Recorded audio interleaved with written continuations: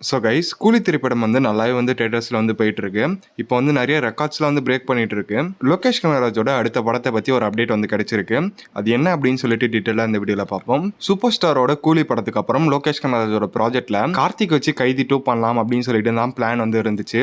இப்போ வந்து அதை ட்ரா பண்ணிட்டு ரஜினிகாந்தையும் கமலஹாசனையும் வச்சு ஒரு டியூல் ஹீரோ கான்செப்ட்ல ஒரு படம் எடுக்க போறத ஒரு அப்டேட் வந்து கிடைச்சிருக்கு. சப்போஸ் இந்த கான்செப்ட் மட்டும் உண்மையா இருந்துச்சுன்னா மேபி படம் வந்து எல்சியூல வரது கூட நிறைய சான்சஸ் இருக்கு. இந்த கான்செப்ட் மட்டும் ரியலா இருந்தா கிட்டத்தட்ட 46 இயர்ஸ்க்கு அப்புறம் கமலஹாசனும் ரஜினிகாந்தும் சேர்ந்து ஒரு படம் வந்து நடிப்பாங்க. இதுக்கு முன்னாடி 1976ல ரெண்டு பேருமே சேர்ந்து நினைத்ததெல்லாம் இனிக்கும் அப்படின்னு சொல்லிட்டு ஒரு படம் வந்து நடிச்சிருக்காங்க. லோகேஷ் கனகராஜ் அடுத்து வரப்போற படங்கள்லாம் நல்லாவே வந்து எடுக்கணும் அப்படின்னு சொல்லிட்டு தான் வந்து நினைப்பாரு. ஏன்னா கூலி என்னதான் நல்லா பாசிட்டிவ் ரிவ்யூஸ் வந்தாலும் அங்கங்க நெகட்டிவ் ரிவ்யூஸ் வந்து வந்துட்டு தான் இருக்கு. சப்போஸ் இவங்க ரெண்டு பேரும் லோகேஷ் கனகராஜ் ஒரு படத்துல வச்சு எடுத்தாருன்னா எப்படி இருக்கும் அப்படின்னு சொல்லிட்டு மறக்காம கமெண்ட்ல சொல்லுங்க.